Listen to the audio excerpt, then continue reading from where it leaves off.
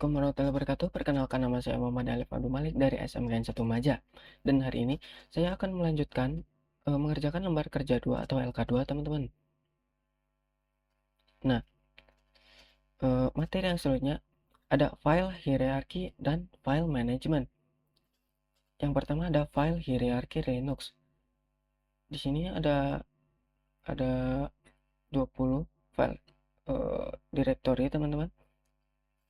Yang pertama ada garis miring. Garis miring ini artinya adalah root, teman-teman. Fungsi utamanya tingkat tertinggi yang menampung seluruh direktori sistem. Yang kedua ada bin atau binary, berisi file biner atau aplikasi eksekusi dasar untuk semua pengguna. Contohnya seperti ls, cp, dan mv. Yang ketiga ada boot, boot directory. Fungsi utamanya menyimpan file yang diperlukan untuk proses booting OS termasuk kernel Linux. Yang keempat ada dev atau device, berisi file representasi dari perangkat keras sistem seperti hard disk atau USB. Yang kelima ada etc. Nama panjangnya adalah etc. Pusat penyimpanan file konfigurasi sistem dan aplikasi lokal. Yang keenam ada home atau home directory, folder personal untuk pengguna biasa. Setiap pengguna memiliki subfolder sendiri di sini. Yang ketujuh ada lib atau libraries, menyimpan informasi yang dibutuhkan sistem dan program. Yang kedelapan ada media atau removable media, tempat untuk menempelkan media penyimpanan eksternal secara manual maupun otomatis. Yang sembilan ada MNC atau mount, tempat untuk menempelkan mounting media penyimpanan eksternal secara manual maupun otomatis, teman-teman. Yang ke-10 ada opt atau optional software, dijadangkan untuk paket perangkat lunak pihak ketiga opsional yang diinstal di luar repositori sistem standar, misalnya Google, Chrome, ataupun Zoom, teman-teman. Yang ke-11 ada proc atau process information, sistem file virtual atau semua yang dihasilkan secara langsung oleh kernel. Yang ke-12 ada root atau root home directory, direktori home terpisah dan sangat aman yang dikhususkan secara khusus untuk akun administrator root. Yang ke-13 ada USR atau Unix System Resources, berisi sebagian besar aplikasi, utilitas, dan pustaka multipengguna. Direktori ini mencerminkan sebagian dari direktori root dengan folder seperti USR bin, USR sbin, dan USR lib miliknya sendiri, teman-teman. Yang ke-14 ada TMP atau temporary file, sebuah tempat penyimpanan sementara untuk file-file sementara yang dibuat oleh pengguna atau aplikasi sistem. Yang ke-15 ada runtime data, menyediakan tempat yang stabil bagi aplikasi untuk menyimpan data sementara saat runtime. Yang ke-16 ada system files, direktori virtual lain yang mengekspos metrik dan parameter konfigurasi terperinci untuk perangkat keras sistem dan driver perangkat langsung dari kernelnya. Yang ke-17 ada variable data, menyimpan data variable yang terus berubah selama sistem berjalan. SBIN atau sistem binary, file biner administrasi sistem yang terutama diperuntukkan bagi akun super user atau root untuk melakukan tugas pemeliharaan. Yang ke-9 ada SRV atau service data, berisi file untuk layanan situs tertentu yang dihosting oleh sistem. Dan yang terakhir, yang ke-20 ada lib64 atau 64-bit library, berisi rutin pustaka bersama dan modul kernel yang penting untuk menjalankan binary system. Nah, yang selanjutnya ada navigating path, teman-teman. Yang pertama ada absolute path. Di Linux adalah alamat lengkap dari sebuah file atau directory yang dituliskan secara mutlak mulai dari direktori utama atau root directory. Contohnya di sini saya akan coba login dulu ke dalam Linux, teman-teman. Saya akan menunjukkan contohnya ya, teman-teman ya.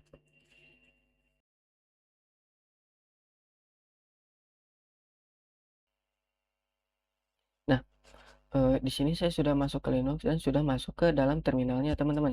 Kita akan coba show untuk masuk ke root. Nah, kita akan coba cd misal document. Nah, di sini adalah contohnya absolute path, teman-teman. Yang bisa kalian lihat dari contohnya home documents latihan.txt. Nah, karena di sini dokumen saya kosong, jadi tidak ada apapun ya teman-teman ya. Dan yang kedua ada relative path. Relative path adalah alamat atau jalur sesuatu file atau folder yang ditulis berdasarkan posisi atau direktori aktif saat ini.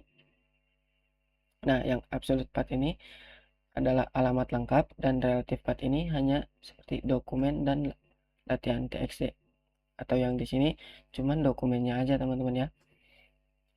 Kita lanjut next. Selanjutnya ada karakter khusus dalam navigasi path. Nah, karakter pertama adalah titik satu, contohnya titik dokumen, artinya menyatakan posisi folder aktif di tempat Anda sedang berada saat ini. Yang kedua ada titik dua, ini contohnya seperti ini teman-teman, artinya menyatakan satu tingkat folder di atas atau folder induk. Yang ketiga ada tanda cacing atau yang dinamakan tilde. Ini contohnya seperti ini teman-teman, artinya menyatakan direktori rumah milik pengguna yang sedang aktif. Selanjutnya ada file management. Nah, yang pertama, perintah pertama membuat beberapa direktori dengan nama Anda. Contohnya perintah tagnya mkdir ya, kita akan coba di sini teman-teman, kita login terlebih dahulu. Nah, ini kita coba exit. Nah, kita lihat ya teman-teman, perintah teksnya seperti apa. Di sini ada contoh screenshotannya dari teman-teman ya. Kita akan coba ikuti.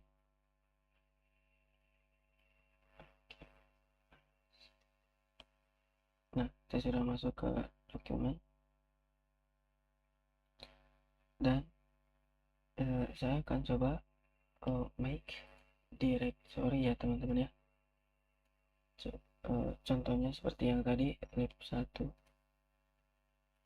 lib 1, 2, lib 3. Nah, kita coba cek ls min l. Nah, yang seperti kalian lihat sudah ada ya teman-teman ya direktorinya. Lanjut, yang kedua, membuat beberapa file di salah satu direktori. Contohnya seperti touch ini ya teman-teman ya. Ini adalah contoh screenshotannya. Kita akan coba praktekkan di sini. Teman-teman ada touch. Kita coba text 1, text 2, text 3. Kita lihat lagi screenshotannya. Seperti ini ya teman-teman ya. Touch text 1, text 2, text 3. Dan coba kita cek lagi memakai ls min l. Nah, di sini sudah ada filenya ya teman-teman, file kosong lib 1, lib 2, dan lib 3. Selanjutnya ada gandakan file dan direktori di salah satu direktori yang ada. Ini adalah contoh perintahnya, cp text 1 lib 1. Kita akan coba praktekkan ya teman-teman ya. Nah, kita lihat dulu di direktorinya. Di sini ada 3 file dan 3 direktori dan 3 file ya screenshotannya. Kita akan coba copy teman-teman. Oke, kita akan coba praktekkan. Pertama ada cp, kita coba text 1 dan lib 1. Tidak memakai spasi ya teman-teman, lib 1. Nah, kita sudah di sini, kita akan coba cek ya teman-teman ya. Coba ls lib 1, dan di sini sudah tertera teks 1 teman-teman. Filenya sudah ada di direktori lib 1. Oke, lanjut. Yang keempat ada pindahkan file dan direktori ke salah satu direktori yang ada dengan nama yang baru. Ini adalah perintahnya. Kita akan coba ikuti yang seperti ada di screenshotan ini teman-teman ya. Coba mv v teks 2, kita coba pakai teks 2 lib 2 teman-teman. Nah, ketika sudah, kita akan coba ls lagi, ls lib 2 teman-teman. Nah, di sini sudah ada teks 2 ya teman-teman ya. Kita lanjut. Yang kelima ada hapus beberapa file dan direktori yang kosong maupun berisi. Nah, seperti ini adalah perintahnya teman-teman, dan kita akan coba mempraktekkan seperti yang ada di screenshotan ini teman-teman. Nah, kita coba cek di sini. Nah, ada direktori dan teks kosong ya, file kosong. Kita akan coba hapus teman-teman. Seperti yang ada di sini.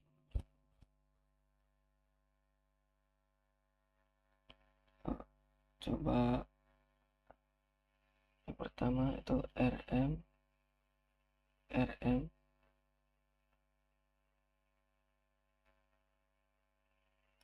min r. Coba hapus yang lib 1 ya teman-teman, lib 1. Lalu kita coba hapus teman-teman. Kita coba ls min l lagi.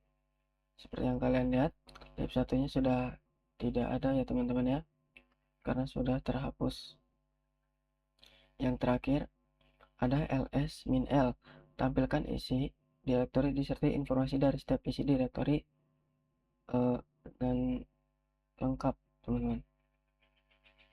Nah, dari tadi saya sudah memakai ls.l ini ya teman-teman untuk menampilkan seperti direktori dan semua file kosong yang ada ya teman-teman ya. Mungkin segini saja video dari saya, semoga bermanfaat. Terima kasih sudah menonton. Wassalamualaikum warahmatullahi wabarakatuh.